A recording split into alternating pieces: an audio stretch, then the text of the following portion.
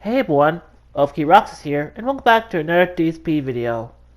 Now, right now at the time of this recording, because of the situation with some possible troll that is going after detractor content, and I'm not 100% sure they'll go after any discussions of Phil, all my videos are going to be currently unlisted, so if you're finding this video, it's going to be on my Twitter, which I will link to it after when the video is done processing of this video discussion.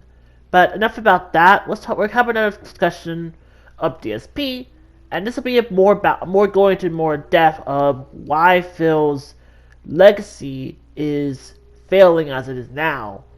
And I'm gonna also pull in some more recent stuff right now to help my point more clearly, and talk about stuff that I feel it needs to be talked about when it comes to why his legacy is failing.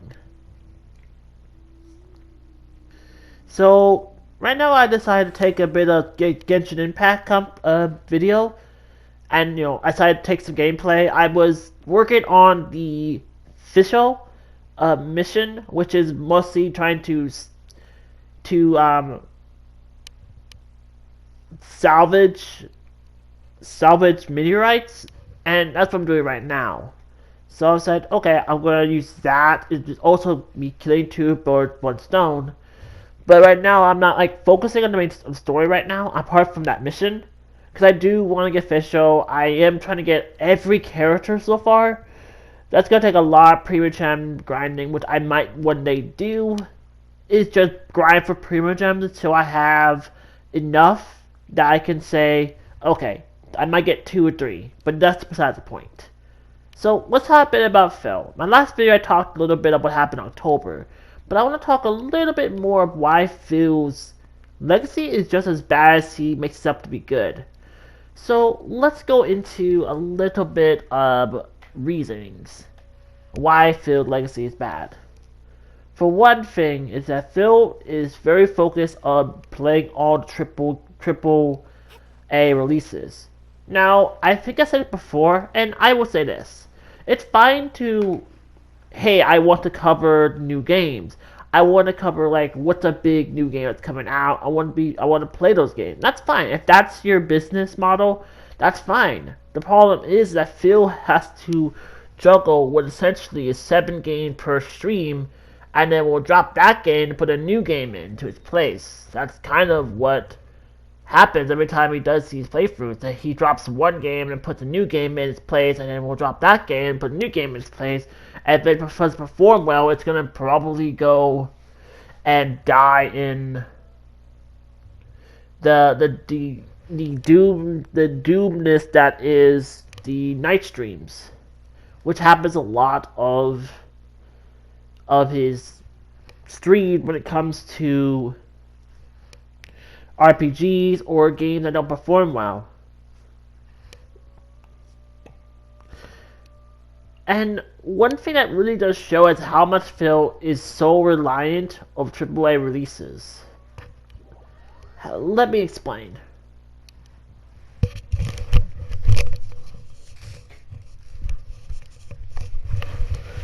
When you think, now, like I said, a lot of people do come for the new games.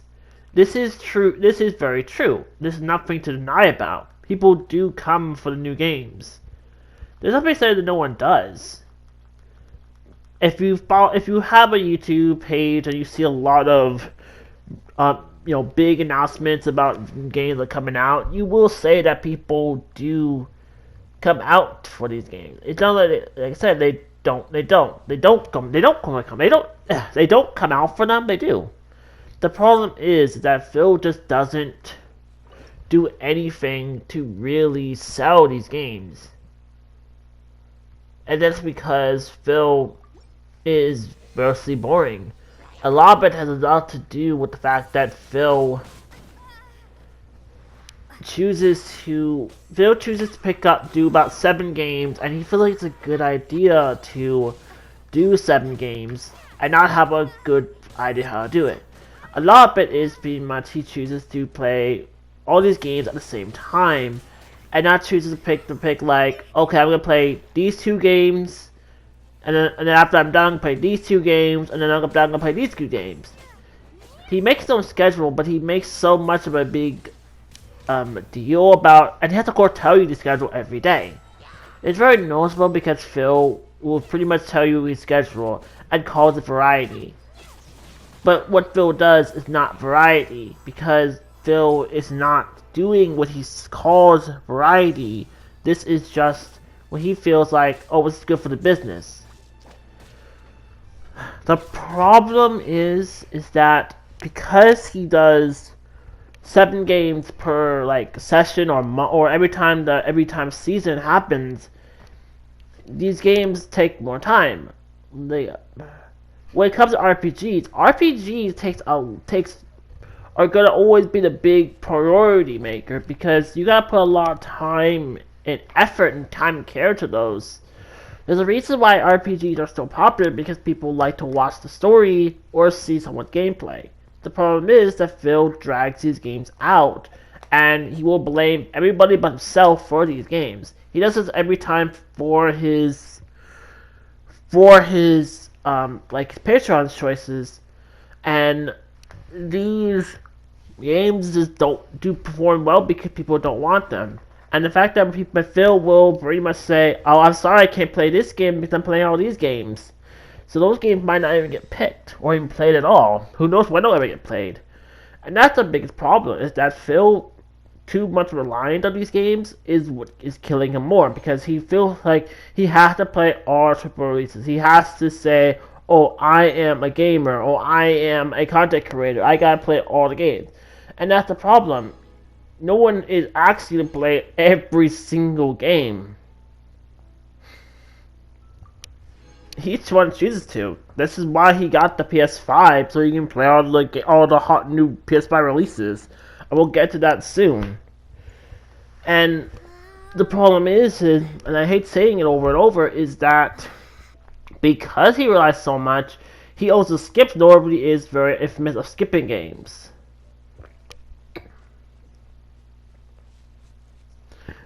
Like, he will skip a lot of games, especially indie games, because he feels, oh no, there's not a audience for that. He doesn't even know what his own audience is, as we've seen time and time again, that it feels like he ignores his audience more so than ever. And they don't, sorry I'm yawning there. They don't really know, well, he doesn't know what he wants. He feels like, oh, I've got to be a variety stream, I have to do all these games, and I call it variety. Well, you're not doing what we call variety. Variety is basically knowing what games, like, he doesn't pick the games he wants to do. He pretty much wants to, it's basically the chat. The chat pretty much has him by literally the balls, and what games they want. Or sometimes he has to be. And he talks about being in trouble on Destiny, considering how much it seems like he's getting more bored of doing these JRPGs or long playthroughs. It's safe to say that Phil is really just showing how bored he is. It's kind of very noticeable that when he plays Yakuza and Judgment, as well as Like a Dragon, Yakuza 7, he's always falling asleep with these games. I don't know why. If he's so bored of them, you should just submit it. Just admit you're bored and pick something else. Or maybe if you didn't stay awake from like 3 o'clock to like when you wake up at noon my time, maybe you wouldn't be so tired. But I digress on that fact. But it's safe to say that his plan for what he does just does not work. This business model is not working. And quite honestly, it's safe to say that it just won't work because it does not do anything new. Now, Phil wants to talk about people being outdated, or like, especially with his still tirade of review copies and advanced copies being the whole practice being outdated, despite Phil is probably the most boomer and most outdated streamer to date, because he won't do anything to innovate or improve his content or to even get a bigger audience. Phil obviously fears that, because obviously a bigger audience gets him more seen. He won't do anything to go above what 800 subs, and obviously his big. His only time he ever had the most views is when there's drama. But when the drama subside or they become less, talk about, you can see his numbers begin to drop back to what they normally are, which is 500, 300. Quite frankly, it's safe to say that the only time Phil can ever get like a surge is when there's some kind of drama. And when it comes to games, it's only when there's a lot of salt.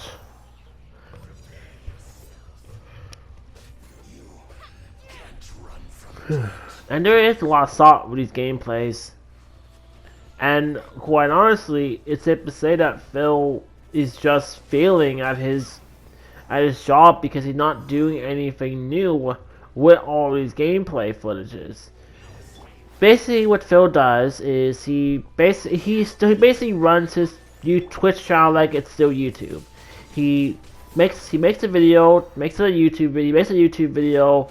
He makes a YouTube video, splices that video to a YouTube video, and uploads it. Most times out of order, as you see with a lot of his playthrough, our videos are out of order. And quite honestly, he's still doing this shit today. And I think it's safe to assume that he is outdated, and people say, like, here's what I feel advanced copies do.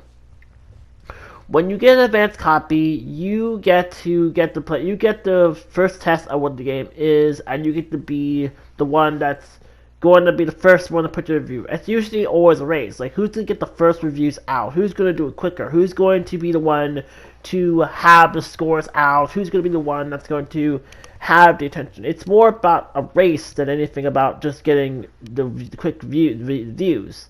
Sorry about stammering there. That's kind of why you always will say you're going to always see Game Explain or IGN or GameSpot or people I follow have a view. You also have Game Informer, which is probably one of the last bastions of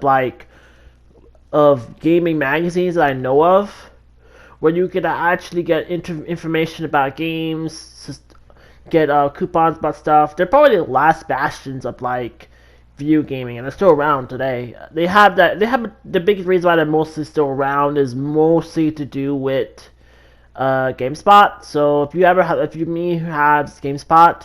GameStop, Power Rewards, I get those every month. I have a big collection of them. Most of them I think I've worn out a bit, but it's a decent collection. But I digress on those. I do read them from time to time. They're good. Like I said, my opinion of them is very much they're good for seeing what kind of games are score. And usually I would say the scores are decent. Like, they're decent enough. Like, when they say a game is obviously got more replayability to play it, then you know it should be something that's good. And usually they give a good score. Well, it depends. Like I said, it depends. So, but with Phil, he feels like this whole stuff is outdated. But Phil is very outdated. When he does reviews, he doesn't have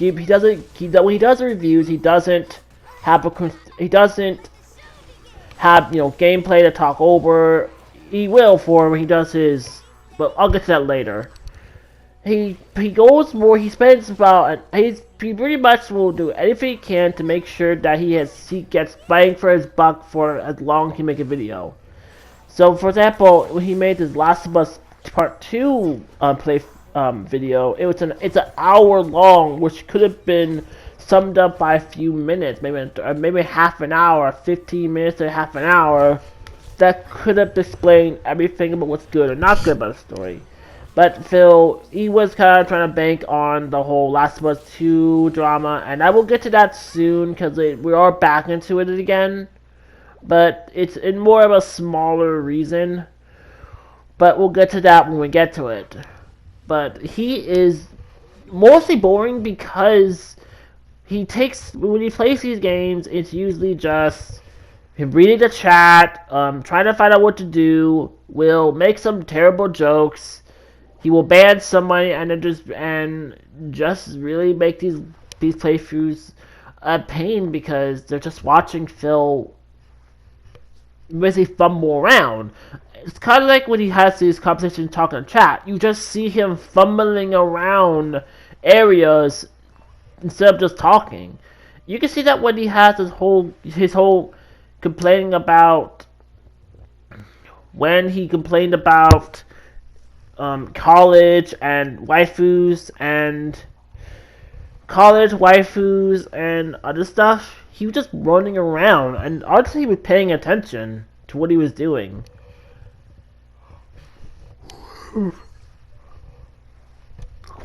And that's really kind of it.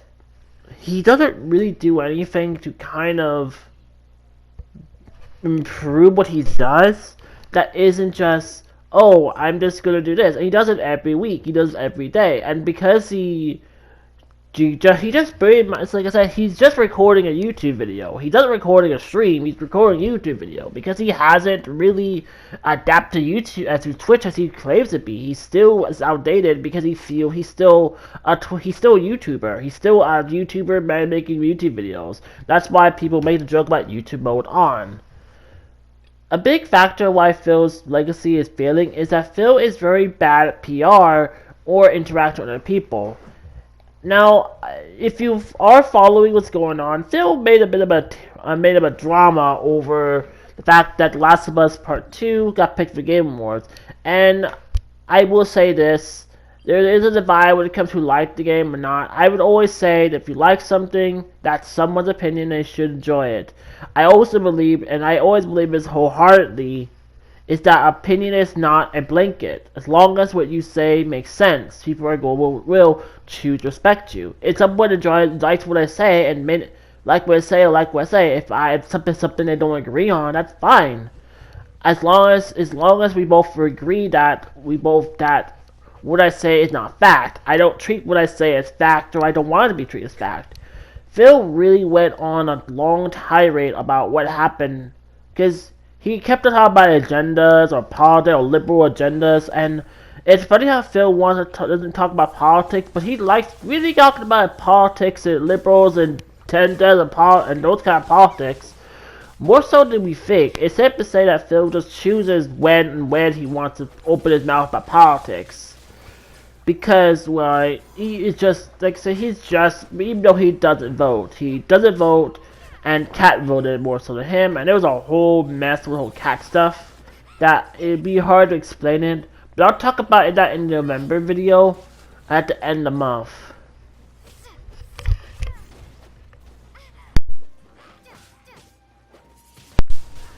Phil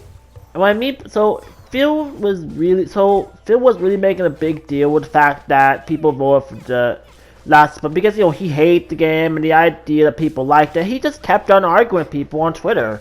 Phil did a video on it, and I'm just in the chat watching those tweets, and I'm like, oh my god, it's like he just kept on fighting with people. Like, sometimes you should just end the discussion once and for all. There's no point in trying to see who wins. I've done worse, but then again, I feel like the worst I've ever tried to argue with is children. Children who probably may or may not understand stories, but that's besides the point. If you want to dive into that dumb rabbit hole, you can check my tweets.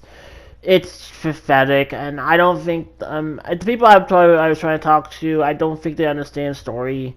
And quite honestly, this speaks a lot about, like, there is always going to be some people who obviously don't understand story, and there understand who will do, or won't. So let's continue. Is that he kind of like Bill is always different people when he's on Twitter, he's on YouTube, he's on Twitter, he's on Twitch. He really is never very bright when he's on there. He always just picks a fight or tries to sound smart. He usually will call you something and then lol at you. He really is just not doing a good job when it comes to being a content creator, even though he wants to call himself one. Bill isn't a content creator. He's just a boomer who got wheelchair to believe his nonsense. And quite frankly, that's it. He doesn't really have anything to go by of being a content creator. And yet he doesn't understand that gaming is art, even though he tries to call his content art when they get false claimed and deep false claimed. Phil is quite honestly not a gamer. He doesn't know what it means to be a gamer. He's a fake gamer, and his situation on Twitch can be summed up. His Twitter can be summed up as just stay out of it, and then try to say that the Game Awards should or not needed and stuff like that. He really is just petty and jealous that people respect Jeff Keighley, and well, sure, there are people who make fun of Jeff Keighley. That's beside the point. But I guess we'll talk about another topic, and that is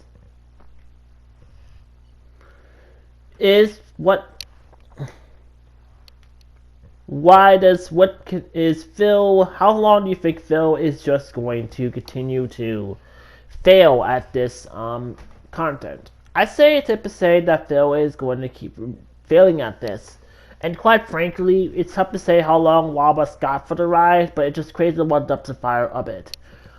But and I will be honest again, it's that his legacy is just existing. He chooses to beg for money. He continues to complain about, act about where the money goes. He doesn't know how to be a nice person, and really he's just an angry, spiteful old man who's choosing to just complain. As you've seen he's also shown how much of a boomer he is when it comes to setup. His setup's a mess. That is one of the later videos what I want to talk about briefly with the Xbox, would be the post Xbox unboxing video, and this one being after it. Phil is just a boomer, and he complains so much about stuff because I've been around for longer, I should have respect. He wants that attention. He wants to be respected, but he doesn't do anything to earn it. To get this video to finally end, I have one last thing to say. That the more he tries to chase after views and doesn't ask what his fans want and does not play what he wants, Phil is just continuing to fail. What's keeping Phil around is just existing. He's kept around by a few whales that do come up from time to time, and that, quite honestly, Phil is just at his last days of being a YouTuber, and really is just one himself. So that's really much it. I didn't realize I rambled as much, and I didn't think I had been angry as there really was, so I was stammering a little bit. And I just kind of wanted to finish this video up. This video will be come up a couple of days, and I will be talking about the PS5 unboxing, which will be a short video. I didn't feel like I wanted to make a long one when I do it. And that's kind of it. If you like this video, please give it a like, subscribe. If you have requests on this topics regarding DSP, let me know. And hopefully this sounds better. I had to fix the audio. Hopefully it does sound a bit better. So for me, OkiRocks99, I'm saying see you around in the next video I might do. I have playthroughs I'm working on. Melody of Memory is going to be starting soon, which will be the first part of it. So with that, I'll see you next time. Bye.